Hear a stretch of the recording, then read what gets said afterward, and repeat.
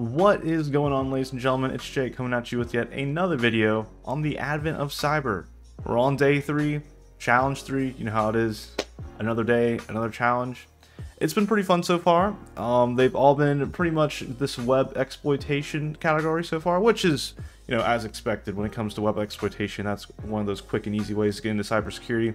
Probably one of the more, you know, seamless routes into getting into cybersecurity because there's so many vulnerabilities and there's third-party software that makes it possible. And I think so even day 4, we're going to be doing some more web exploitation tomorrow as well. So, okay, let's jump into the challenge. Wrench Enterprises have tried to block communication between anyone at the company, and they've blocked everyone out of their email systems. And Mixis admin has also lost access to their admin panel. Oh my goodness, dude.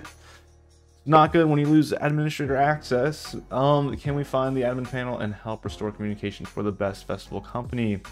Dang, dude, this Wrench Enterprise company is really wrecking havoc. I mean, come on. So, okay. We have the option here to start a machine, which has been done. So we have it started up here, and that's going to be the IP address we use in the future. But before we visit it, let's just, you know, read the challenge, let's see what we're going to get into. So it looks like in today's challenge we're going to be using investigatory skills and techniques to discover unlisted content.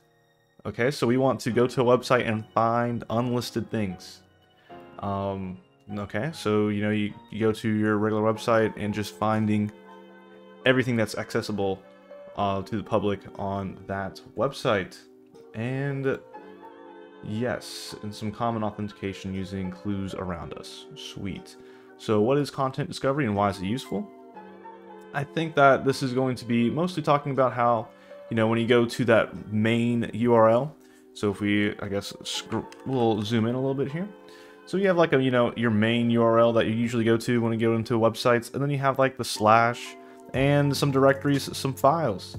And who knows? I mean, when you're on a website, you have certain buttons you can click on. You know, like up here, I can click on these buttons and get to things.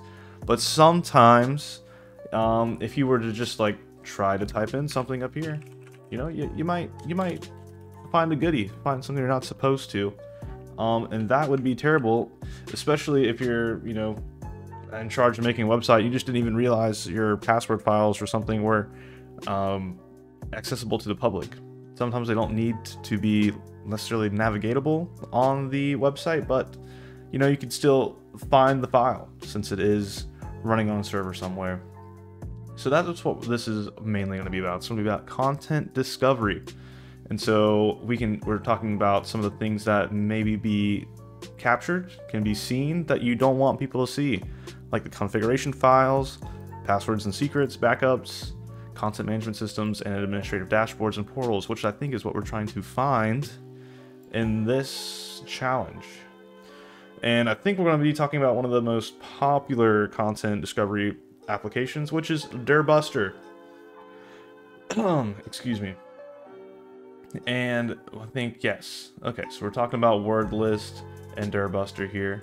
Okay, so yes, we're going to use Dirbuster to discover content on a website, yada yada yada, and it's talking about the command to use. So what Dirbuster really is doing is, you know, we were just talking about how you could come up here and type in something and try to find something bad. You know, I want to find the passwords. That's a lot of manual typing to find this content. And so what Dirbuster does is really simple. We have a giant word list of information, and what we're going to do is basically enumerate. We're just going to go through all the files in the word list, launching requests to see if you get like a status return. If you get that 200 HTTP response back, you're like, oh, this exists. If you get a 403, that means unforbidden. Still, you're gonna get back, oh, that exists on the server. And it might be more easy to just not talk through it, but actually go through it. So I think we are ready to begin. Let's just make sure, let's go down here. So using common word list, using the common word list for discovering content, enumerate, and find the location of the administrator dashboard. What is the name of the folder? Okay. So over here, we are on our attack box, and on the right side, we have our website that we want to attack. So this is Wrench Enterprises, an email solution built for you. And it's just, you know, your classic website. They didn't try too hard, it seems. The login button doesn't do anything, but that's okay. So what we want to do is enumerate this IP address up here and see if there are, you know, any folders, any files, and access them unintentionally. Really, that's what it's all about. So over here, we kind of have opened up a directory that has all of our word list in it. This came with the machine. If you have a Kali box, that also has, you know, default word list that I use. If you were on Windows or Mac and you wanted to find a word list, you would just, you know, come in here, type in word list, and for, you know, yeah, Kali Linux, you can get it that way. For Dirbuster, you can literally type in this, and there'd be some GitHub stuff over here for you to use, which is awesome. So let's go back. So we have ourselves some word list, and as we can see here, if we ls, we can do ls-la actually, list these out in a standard mode. There's a big text, like catalog text. I have no idea what this is, common, yada yada yada. And if we were to open this common.txt, that is not it. Vim common.txt, you'll see that it's just a file, it's a text file with a bunch of text really. So it's going to try to see if all these strings are accessible. So it'd come over here and it'd be like, all right, I'm gonna try to type in, you know, admin_c for this one right here, and we'll see if it happens. If it goes through, it's like success. If it doesn't, it just keeps going. It goes through this whole thing. It sends a bunch of requests per second. And I will stop talking about it and actually show what it does. So we'll come over here. We'll type in, it's actually going to be HTTP because it's not secure. And we'll just, it's like a command line application. First parameter is the URL. The second one is the word list. So common.text. And as you can see here, it's going to go through and see what it has. And also you can tell, like, I guess at the bottom, the string it's trying to use at the time, and it's telling you, I guess, the ones that it has hit and found on. So the assets, CSS, fonts, like, that's great. That's going to be on every website, basically. Nothing juicy there. There's these admin asset CSS, which is great.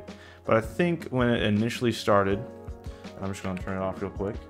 I think when it initially started, we could have come up here and we see that the first one's admin.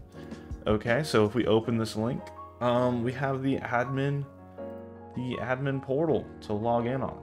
That's great. So we come back here, we just type in admin, and we get the correct answer.